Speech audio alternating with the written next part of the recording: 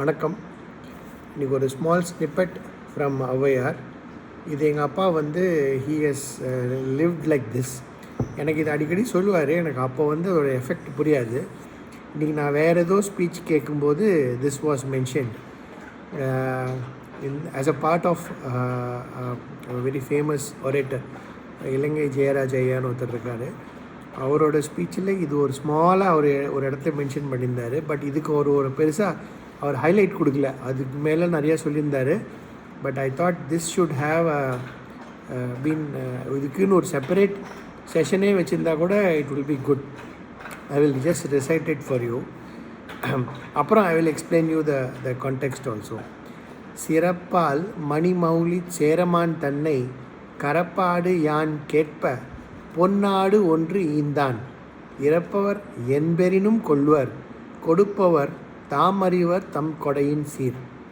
அதாவது சம்டைம்ஸ் நம்மளுக்கு வந்து லைஃப்பில் வந்து நிறைய பேர் ஹெல்ப் கேட்பாங்க. இது மாதிரி எனக்கு கொஞ்சம் பணம் தேவைப்படுதுன்னு கேட்பாங்க. இல்லை ஏதாவது ஒரு விதமாக இந்த சமயத்தில் எனக்கு வந்து இது கொஞ்சம் கொடுத்துறேன், என்னால் இம்மிடியேட்டாக ஹேண்டில் பண்ண முடியல அப்படின்னு கேட்பாங்க.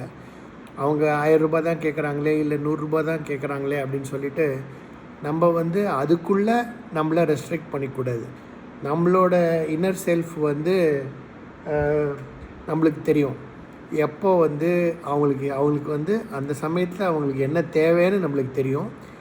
அதனால் அதுக்கு ஏற்ற மாதிரி நம்ம வந்து we should be helping them. அவங்க 200 ரூபா தான் கேட்டாங்க, நீங்கள் 200 ரூபா அவங்களுக்கு 500 ரூபா அவங்களுக்கு தேவை அப்படின்னு உங்களுக்கு தோணித்துன்னா நீங்கள் அவங்களுக்கு அதுதான் கரெக்டாக அதை அவங்க என்ன கொடுத்தாலும் எடுத்துப்பாங்க. 200 ரூபா கொடுத்தா வாங்கிப்பாங்க.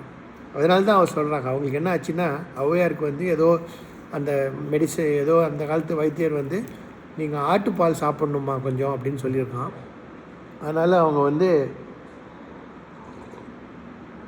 சேர மன்னன் கிட்டே போய் எனக்கு கொஞ்சம் ஆட்டுப்பால் கொடு அப்படின்னு கேட்ட உடனே சேரன் வந்து என்ன பண்ணிட்டான்னா அவன் என்னென்னா, ஆனால் இதில் வந்து ஒரு ராஜா கிட்ட அந்த மாதிரி ஔவையார் வந்து கேட்டால் வந்து அவங்க எப்போ கேட்பாங்கன்னு ரெடியாக இருப்பாங்க அவங்கெல்லாம். அப்போ வெறும் அவன் ஆடு மட்டும் கொடுத்துருந்தான்னு வச்சுக்கோங்களேன், அவனை வந்து ஊர் பழிக்கும். மேபி அவன் வந்து ஆட்டுப்பால் மட்டும் கொடுத்துருந்தான்னா இல்லைடா அது அவனை வந்து என்ன ஆட்டுப்பால் கேட்டால் ஆட்டுப்பால் கொடுத்துட்டான்னு சொல்லுவாங்க. அவன் அதையும் மனசில் வச்சுட்டு அவன் என்ன பண்ணியிருக்கான்னா ஒரு ஆடு கொடுத்துட்டான். ஆக்சுவலாக பார்த்திங்கன்னா இது எப்படின்னு பார்த்திங்கன்னா ஔவையார் வந்து இதில் வந்து இன்னும் டெப்த்தாக அனலைஸ் பண்ணால் நிறைய மீனிங் வர சான்ஸ் இருக்குது. ஔவையார் வேணும்னே கேட்டாங்களா, இல்லை அவன் அதை வேணும்னே கொடுத்தானா? அவனுக்கு என்ன ஒரு ராஜாவுக்கு தெரியாதா எதனால் வந்து ஔவையார் கேட்குறாங்கன்னு? பட் அவன் அது தெரிஞ்சு ஷுவராக அவன் ஒரு ராஜானா அந்த அளவுக்கு அவன் ப்ரில்லியண்ட்டாக இருந்தால் தான் ராஜாவாக இருக்க முடியும்.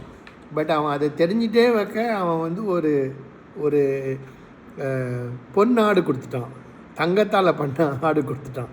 ஏன்னா நாளைக்கு வந்து ஆட்டுப்பால் அதாவது முல்லைக்கு தேர் கொடுத்த பாரி மயிலுக்கு போர்வை அணித்த பேகன் மாதிரி அவனை வந்து ஆட்டுப்பால் கொடுத்த சேரமான்னு சொல்லிடக்கூடாதுன்னு ஒரு வேளை பயந்தானோ என்னமோ தெரியல.